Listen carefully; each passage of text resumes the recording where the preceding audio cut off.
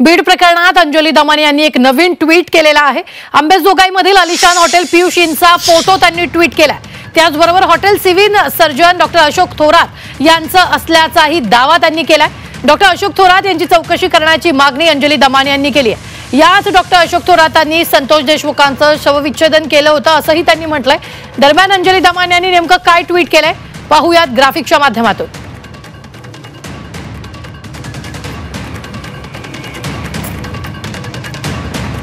Hotel Piyush in हे अंबेजोगाई येथील hotel कुणाचं आहे? मला अशी माहिती मिळते की डॉक्टर अशोक थोरात यांचं आहे। याची चौकशी व्हायला पाहिजे। हे बीड रुग्णालयात सिव्हिल सर्जन आहेत।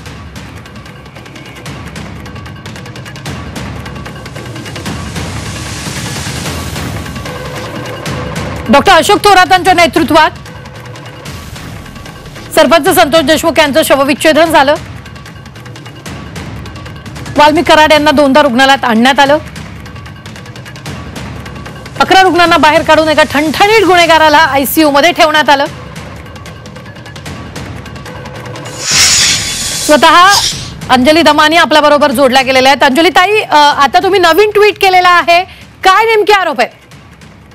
मी कसं आहे की हे डॉक्टर अशोक थोरात जे आहे त्यांचा मी सगळं जरा डिटेल्स काढण्याचा प्रयत्न केला आणि असं कळतं की ते आधी बीडमध्येच होते, मग बीडमधनं त्यांची बदली नाशिकला करण्यात आली। त्यांच्यावर एक चौकशी देखील चालू होती आणि मग त्यांनी कुठेतरी राजकारणात जायचं ठरवलं।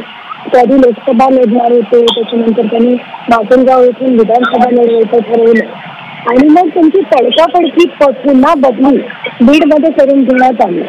ही सगळी जी काही डिटेल्स मला कळले तेव्हा मला असं वाटलं की थोडी यांची जर चौकशी करावी। मग असं कळत आहे की बाबा त्यांच्या केसमध्ये मोठं ते मोठं घर आहे, मग त्यांचं इथे अंबेजोगाईला हे मोठं हॉटेल देखील आहे। मग मी तिथे जाऊन कोणाला लोकांना पाठवून तिथले फोटो देखील काढून घेतले। तर मला प्रश्न पडतो की अशा व्यक्तीकडे म्हणजे त्यांचे खानदानी पैसे असतील तर गोष्ट वेगळी आहे, पण त्यांच्याकडे स्वकष्टाने तर कुठल्याही डॉक्टरकडून सर्जनकडे एवढा पैसा येऊ शकत नाही। ही चौकशी व्हायला हवी असंच मी त्या स्टेटमध्ये म्हटलेलं। निश्चितच ताई, मात्र आता डॉक्टरांचं जे तुम्ही हॉटेल इन दाखवलेले पियुष इन, यामध्ये नेमकं तुमच्याकडे पुरावे आहेत का? नेमकं काय? त्यामुळे कसं आहे की हे पूर्ण हॉटेल डॉक्टर थोरातांचं आहे, तर may be disproportionate to the known sources of income. तर या सगळ्या गोष्टीत म्हणजे काय होत आहे की एका सिव्हिल सर्जनकडे अचानक इतके पैसे कसे आले? अचानक असं नाही, पण त्यांनी ओव्हर अ पिरियड जरी कमवलं असते तरी किती कमवू शकतो? कारण एवढं मोठं हॉटेल तर कुठलाच सिव्हिल सर्जन काढू शकत नाही। आणि त्यांच्या इतरही त्यांचे अजून एक हॉस्पिटल देखील आहे केसमध्ये, त्याची देखील आता माहिती मी काढते।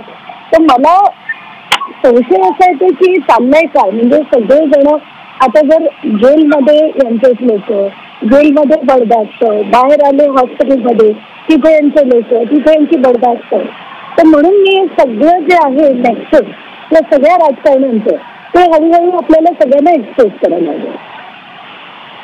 निश्चित धन्यवाद। स्वतः अंजली दमानी या सामाजिक कार्यकर्त्या आपल्या बरोबर जोडल्या गेलेल्या होत्या। आपण पाहिलेले त्यांनी ट्विट केले बीड प्रकरणात अंजली दमानी यांनी नवी ट्विट करून अंबेजोगाईमधील आलिशान हॉटेल पियुष इनचा फोटोही त्यांनी ट्विट केलेला आहे। Hotel civil surgeon Ashok Thorat यांचा असल्याचाही दावा त्यांनी यात केलेला आहे।